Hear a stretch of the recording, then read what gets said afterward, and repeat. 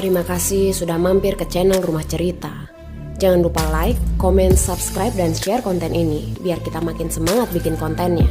Nyalakan juga tombol loncengnya supaya kamu bisa dapat notifikasi setiap kita update cerita baru. Bab 9. Kubuat selingkuhanmu cemburu. Aku tiba-tiba punya ide untuk membuat Clarice panas.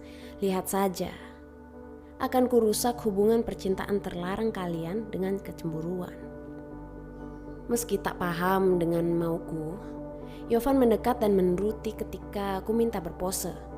Pria itu memelukku mesra dan menunjukkan seolah-olah dirinya begitu mencintai diriku.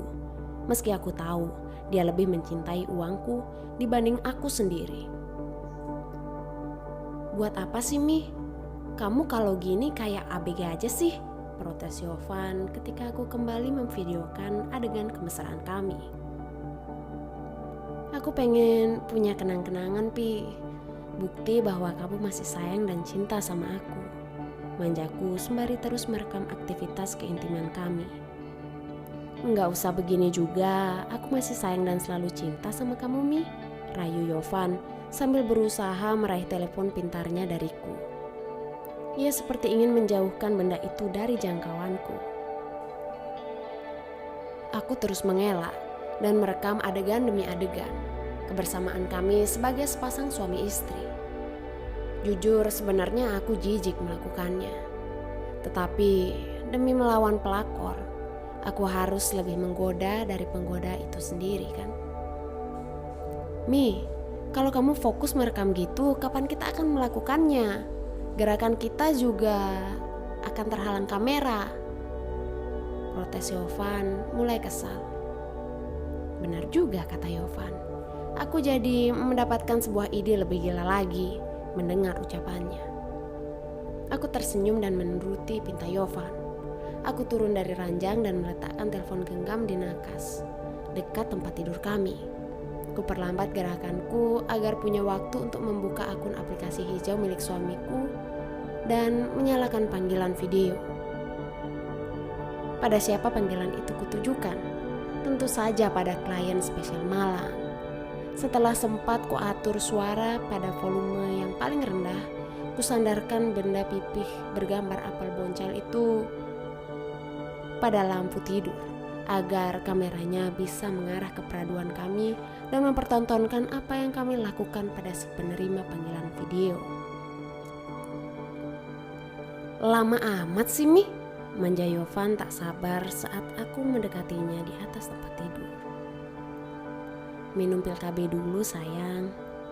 Aku tahu kamu gak suka sering-sering pakai pengaman, kan? Rayuku sambil berkedip manja.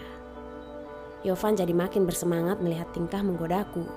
Pria itu rupanya sudah naik hasratnya untuk bercengkerama denganku. Begitulah lelaki, syahwatnya lebih tinggi daripada cinta dan logika. Kalau Yovan bisa semudah itu mengkhianati mahligai suci kami, maka aku yakin semudah itu pula dia akan berpaling dari Clarice ketika melihatku lebih menantang. Lihatlah, wahai gadis bau kencur yang berani bermain-main denganku. Jika kamu merasa hebat berhasil menggoda suamiku, tenang saja, aku pasti akan menggoda suamiku kembali. Laki-laki itu paling lemah terhadap godaan syahwat, apalagi laki-laki dungu kurang iman seperti Yovan. Pelajaran bagi kalian, wahai wanita-wanita muda single di luar sana, jangan percaya jika suami orang bersikap manis padamu, apalagi bilang lebih mencintaimu lebih dari cinta pada istrinya. Omong kosong. Lelaki itu sesungguhnya punya sifat pemburu, dan seorang pemburu akan melakukan apapun untuk menjebak dan mendapatkan buruannya. Entah apakah Clarice mengangkat panggilan video yang kulakukan atau tidak. Entah umpanku berhasil atau tidak. Yang jelas, aku sungguh ingin membuat Clarice sakit hati sesakit ia dan Yovan menorehkan luka di hatiku. 1 jam setelah menjalankan ibadah suami istri, Yovan sudah terengah kelelahan setelah beberapa kali berhasil kubuat puas. Aku ini masih istri yang sempurna, masih normal dan masih mampu membuat suamiku melayang hingga ke awang-awang. Aku juga bukan perempuan pasif yang Hanya dia menerima sentuhan penuh cinta suamiku.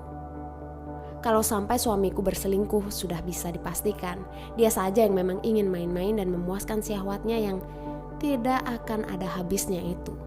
Ibarat kata kucing, setiap hari makan salmon, sesekali ia pun mungkin ingin mencicipi ikan pindang atau ikan mujair di luar sana.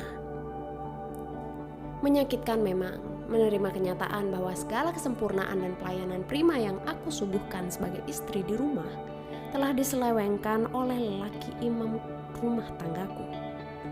Aku jelas tak mau terpuruk sendirian. Clarice harus tahu rasanya sakit dan cemburu melihat lelaki yang selama ini diam-diam selalu menghangatkannya ternyata masih bisa semesra itu dengan istrinya.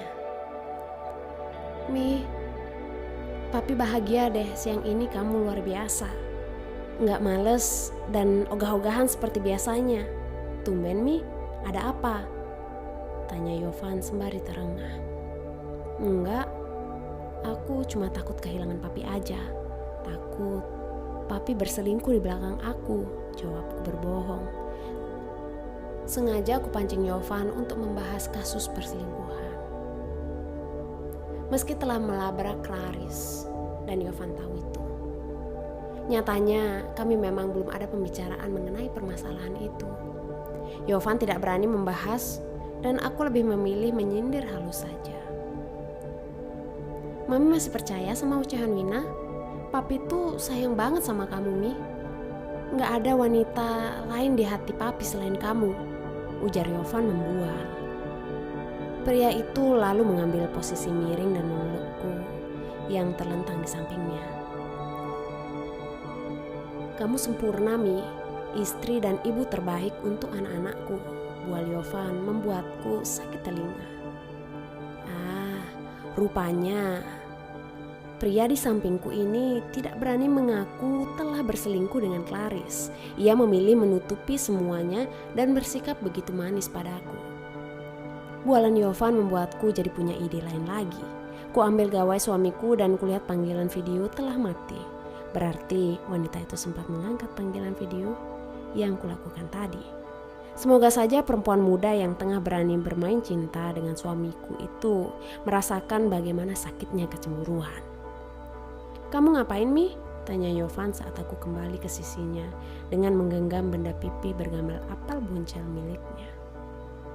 Pria itu sebenarnya hampir pulas tertidur kelelahan setelah percintaan kami, namun terusik ketika aku berselfie ria dengan gawai miliknya. Ayo foto dulu sebentar, manjaku sekali lagi. Yovan berpose ogah-ogahan dengan tubuh kami yang sama-sama terbalut selimut hingga sebatas dada. Setelah mengambil beberapa gambar, aku membuat status di aplikasi obrolan hijau di ponsel Yohan. Istriku memang luar biasa. Sengaja aku buat caption senakal itu. Aku ingin menunjukkan ke semua kontak Yovan bahwa aku istrinya ini masih sanggup membuat suamiku terkapar kelelahan dengan puas dan bahagia. Tak hanya itu, aku membuka akun sosial media berlogo huruf F berwarna biru. Kuposting foto intim yang kuambil sebelum ritual kemesraan kami di atas ranjang beberapa saat lalu. Bulan madu yang kesekian di rumah aja sama istri yang tersayang. Aku tersenyum puas sementara telingaku mulai menangkap dengkuran halus di sisi ranjang. Yovan sudah tidur pulas karena kelelahan. Kuletakkan kembali telepon pintar milik Yovan di nakas. Dengan berjingkat, aku bergerak ke kamar mandi dan membersihkan diri. Ku gosok seluruh tubuhku 2 kali lebih kuat agar semua sisa sentuhan Yovan luruh hilang tersapu sabun dan air. Aku jijik. Sesungguhnya, aku sangat tersiksa dengan sentuhan suamiku. Setelah selesai dengan ritual mandiku, aku keluar kamar untuk melihat kondisi anak-anakku. Rupanya Lala dan Mima sama seperti papinya, tengah pulas tertidur siang di kamar mereka. Ku kecup dahi putriku satu persatu. Ku elus wajah pulas anak-anakku dan ku seka air mataku. Kasihan. Setelah ini, mereka harus menghadapi sebuah drama panjang perpisahan kedua orang tuanya. Ya Tuhan, Apakah mereka nanti akan sanggup jika harus hidup dalam kondisi keluarga broken home? Sesalku menahan sakit. Andai Yovan tidak berbuat sejauh itu dengan Clarice, mungkin aku bisa bertahan dan memaafkan kehilafannya. Tapi kesalahan Yovan tidak hanya berselingkuh. Pria itu juga foya-foya dan menghabiskan uang perusahaan. Tak ada maaf untuk Yovan. Aku yakin pria seperti itu hanya akan jadi benalu yang terus merongrong kehidupanku, juga harta keluargaku. Cukup sekali aku berbuat kesalahan dengan menjadikan lelaki itu suamiku. Aku tak boleh terus mengulang kesalahan dengan memaafkan perbuatan Yovan kali ini. Sambil bersandar di sisi ranjang Lala dan Mima, aku membuka gawaiku. Kulihat aplikasi penyadap pesan obrolan aplikasi hijau milik Yovan penuh dengan notifikasi. Kubuka dan kulihat apa yang tengah terjadi pasca kegilaan yang kulakukan dengan melakukan panggilan video pada Clarice dan membuat status lebay di akun suamiku tersebut. Waduh, adik baru buat Lala dan Mimi nih.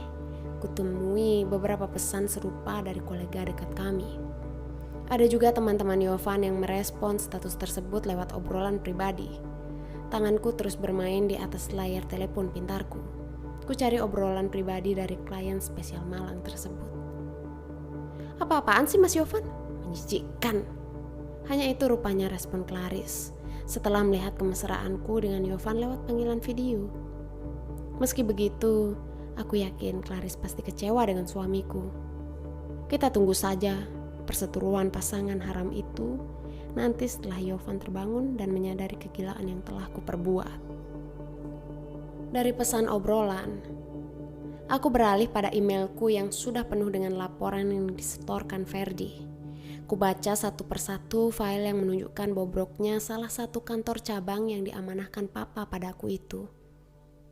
Aku melihat laporan keuangan kantor 3 bulan belakangan. Mataku membelalak melihat angka kerugian yang tengah ditanggung perusahaanku akibat ulah Yovan. Aku harus bertindak cepat. Aku harus membuat Yovan benar-benar membayar akibat dari perbuatannya ini. Dengusku kesal. Aku memencet nomor Laura untuk berkonsultasi langkah legal apa yang dapat kulakukan untuk menyelamatkan perusahaan.